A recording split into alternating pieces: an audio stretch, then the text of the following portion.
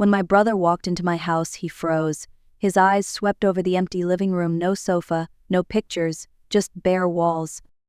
He opened the fridge and found a single bottle of water. Then he turned to me and whispered, "Emily, why are you starving when you have a retirement of $8,000 a month?" Before I could answer, my son stepped out of his room. "I give all her money to Madison," Daniel said casually. "She manages it better than Mom ever could."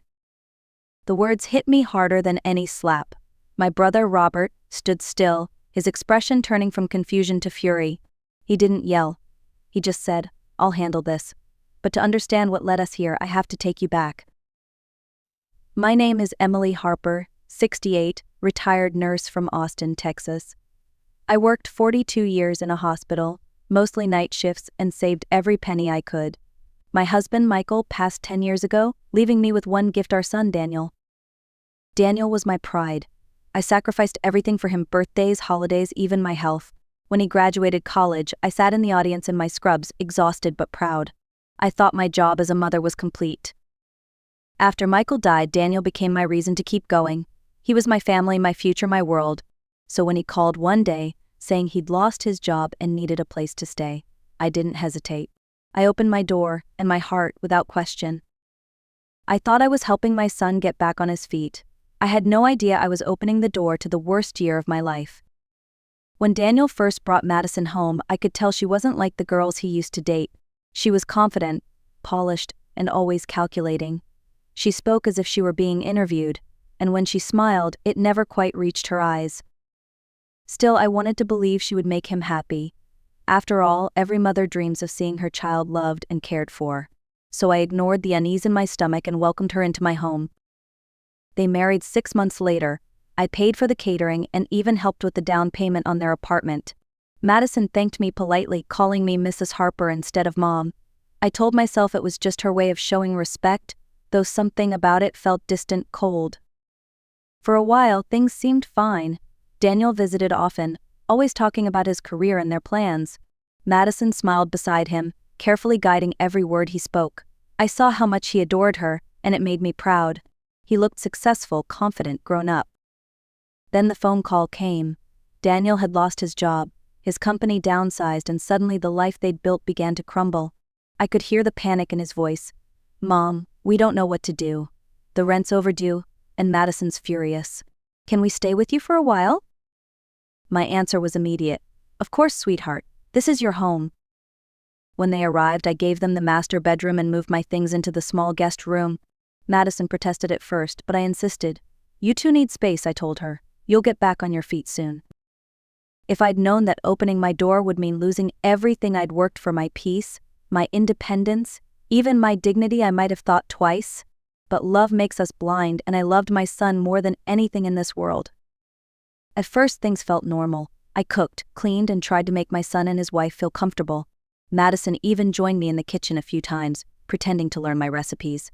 "You're so generous, Mrs. Harper," she said one evening, stirring a pot of soup. "Not every mother would do what you do for her son." Her words sounded sweet, but they carried a hint of mockery I couldn't quite place. Within a few weeks, Daniel said he wanted to take over managing the house finances. "Mom, it'll help me feel useful while I'm job hunting," he explained. "You shouldn't stress about bills anymore." I hesitated. My retirement was all I had after 40 years of work.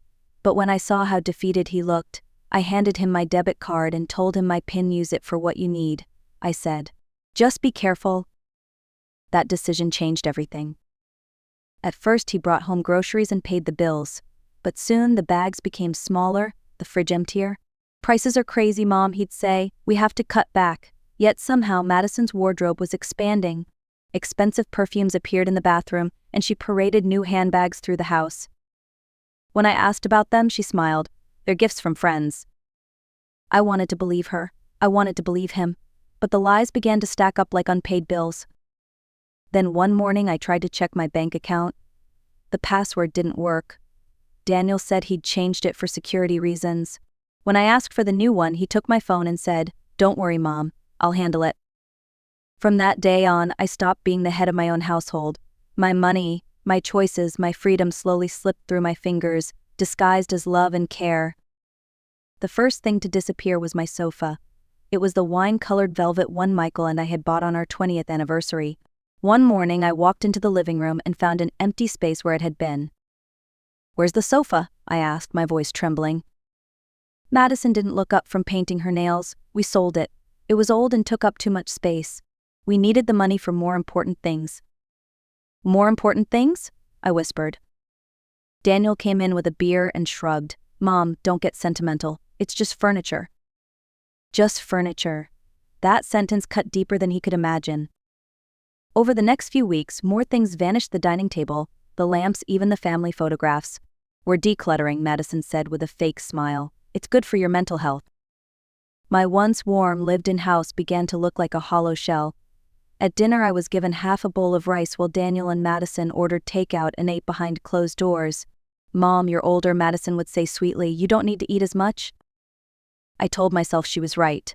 I told myself they were struggling and I could endure it for a while. Then, one afternoon, I went to the ATM to withdraw money for my medication. The screen flashed insufficient funds. I tried again. Same result. The balance printed on the slip read $42.17. $8,000 a month gone. When I asked Daniel, he sighed. "Mom, everything's expensive. You don't understand how the world works now." He spoke to me like I was a child. I wanted to scream, but fear silenced me. I was terrified that if I protested, they'd leave and I'd be alone. That night, for the first time, I realized I wasn't living with my son. I was living under his control. I started losing weight quickly. My clothes hung loose, my reflection in the mirror looked pale and unfamiliar. Friends from the hospital stopped by, shocked by my appearance. "Emily, are you eating enough?" my friend Carol asked one afternoon. Before I could answer, Madison appeared in the doorway, smiling sweetly. "Mrs. Harper is doing fine," she said. "She's just on a new health plan. Less food, more discipline." Her words made my stomach turn, but I stayed silent. Fear had become part of my daily routine.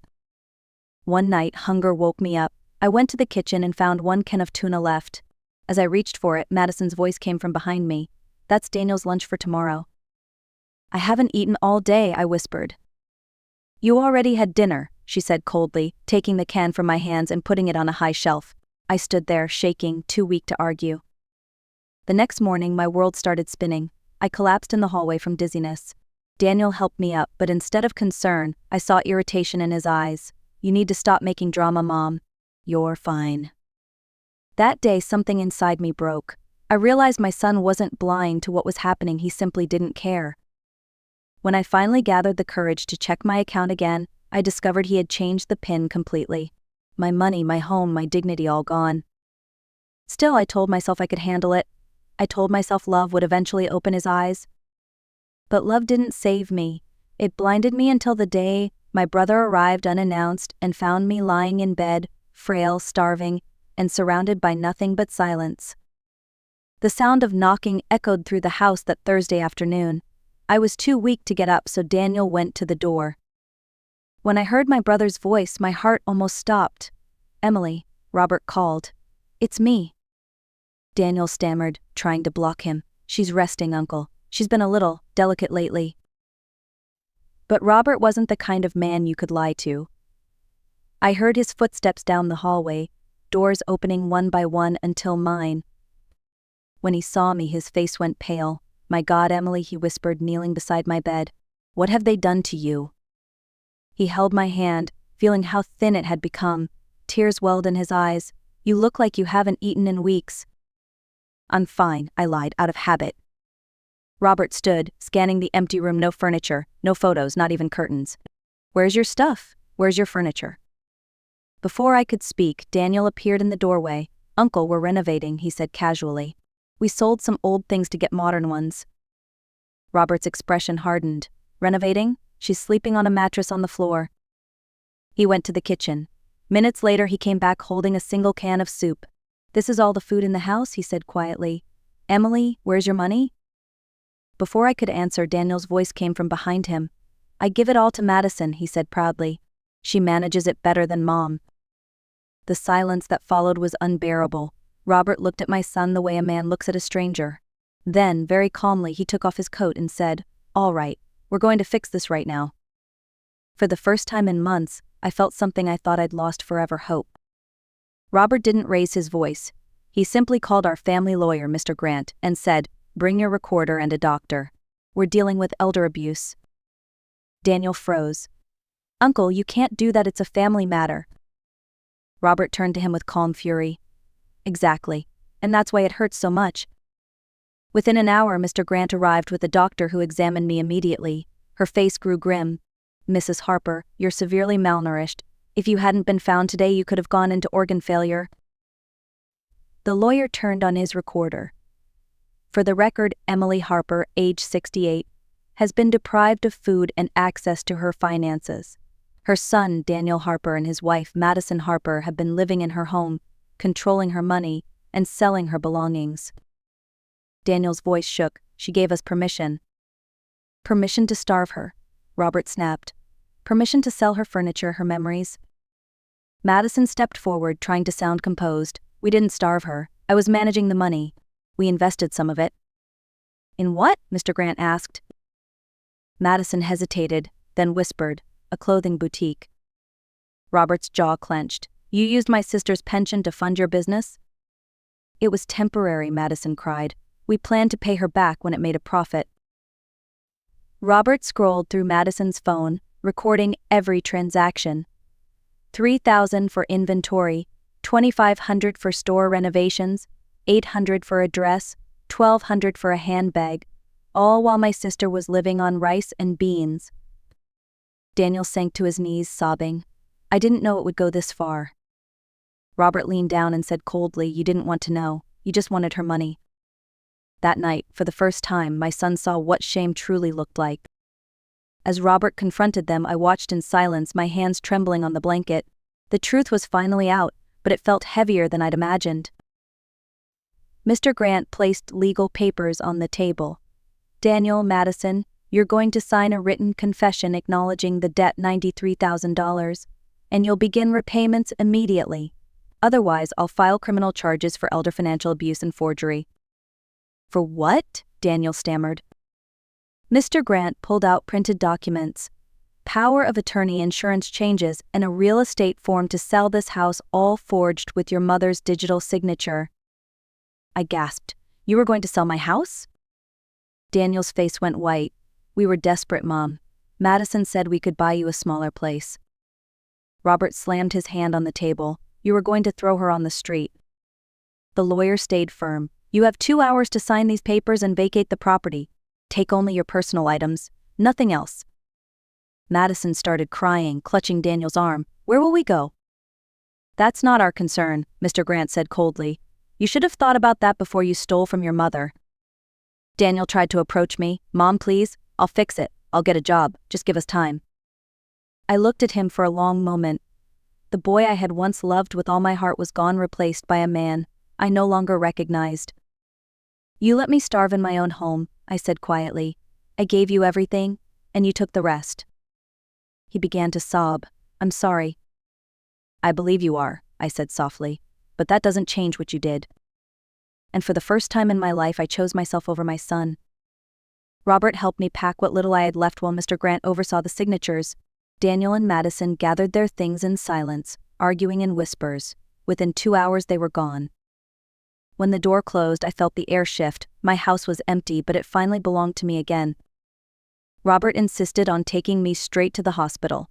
Tests showed what the doctor had already feared: severe malnutrition, dehydration, and dangerously high blood pressure. "You were days away from collapse," the nurse told me. I spent 9 days there. Robert visited daily, bringing flowers and sitting quietly by my side. Sometimes we didn't need words. The silence between us was full of gratitude and forgiveness for both of us. While I was recovering, Mr. Grant filed charges for document forgery and elder abuse. The bank froze Madison's failed boutique account and began recovering what they could. "We might get back 20 or 30,000, Mr. Grant told me. "The rest is gone, but you'll be protected now." When I finally left the hospital, Robert had cleaned and refurnished my home. It was beautiful, but it didn't feel like home anymore. "Robert," I told him, "I want to start over, somewhere far away from this place." He smiled gently. "Then come with me to Denver. You'll have a new room, a new life, and no memories haunting you." I agreed. For the first time in years, I felt peace. As the plane lifted off, I looked down at the city that had once been my whole world. I thought of Michael, of the years I'd spent serving others, and of how easily love can turn into a weapon when trust is misplaced. But I also thought of something else: rebirth. Mine had just begun. A year later, I was living with Robert in Denver. I had gained back my strength, my health, and something far more valuable: my sense of self. I joined a book club, started volunteering at a local clinic, and even learned to laugh again. One morning, I received an email from Mr. Grant. Daniel has made 12 payments so far, $18,000 repaid. He's also attending therapy for financial accountability. I stared at the screen for a long time. There was no anger, no satisfaction, just acceptance. The pain had dulled into something quieter, something almost peaceful. Mr. Grant added, he asked if he could write you a letter. I took a deep breath. Tell him he can. I'll read it when I'm ready. That night, as the sun set behind the mountains, Robert brought me a cup of tea. Thinking about Daniel, he asked. A little, I admitted. For so long I believed being a mother meant giving everything: time, money, love, forgiveness. But sometimes love without limits becomes permission for others to harm you. Robert nodded. You learned the hardest kind of love: loving yourself enough to say no. I smiled faintly. Exactly. I watched the horizon fade into twilight, feeling the calm I had fought so hard to earn. I'd lost a son, but I had found something more enduring: dignity, strength, and peace. Maybe one day I'll read his letter. Maybe I'll forgive him. But forgiveness, I've learned, is not a gift for those who hurt us. It's the freedom we give ourselves when we're ready to move on. So, to anyone listening, if love ever costs you your peace, your safety, or your soul, it's not love. It's control. And you deserve better. Always.